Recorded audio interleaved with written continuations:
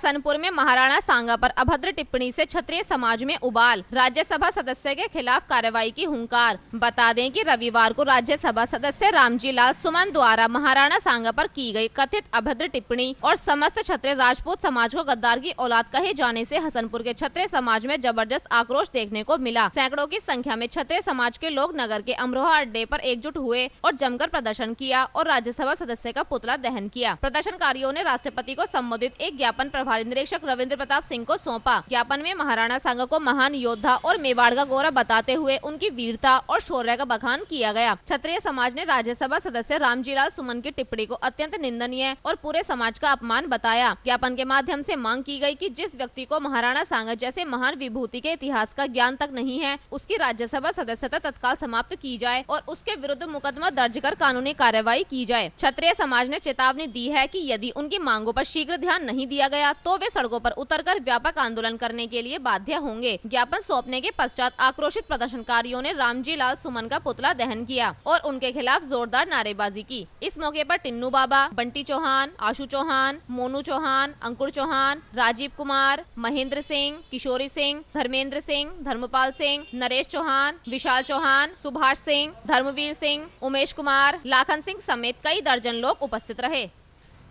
जब हमारे संवाददाता ने ग्राम प्रधान बंटी चौहान से वार्ता की तो उन्होंने बताया, जी जो रामजी लाल सुमन ने संसद में जो समस्त राजपूतों को गद्दार राणा सांगा जी की औलाद कहा है, देखिए जो एक परिवार 700 साल तक आक्रांताओं से अरबियों से लड़ता रहा, उसको हमेशा दूर रखा, तो उसके बारे में ऐसा शब्द कहना, जब हमारा समाज किसी भी महापुरुष का कोई अपमान नहीं करता है तो किसी को हमारे किसी महापुरुष का भी, हमारे पूर्वज का भी अपमान करने का हक नहीं है। जिनकी वजह से भारत देश बना है, भारतवर्ष बना है, उनका अपमान करने का हक किसी को नहीं है।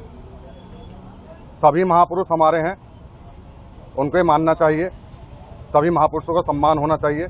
उस संबंध में हमने आज उसका पुतला फूंका है, अपना विरोध दर्ज किया है और अगर उसकी सदस्यता को रद्द नहीं किया गया या सपा सरकार द्वारा कठोर कदम नहीं उठाया गया तो आगे इसको आंदोलन को और बड़ा किया जाएगा।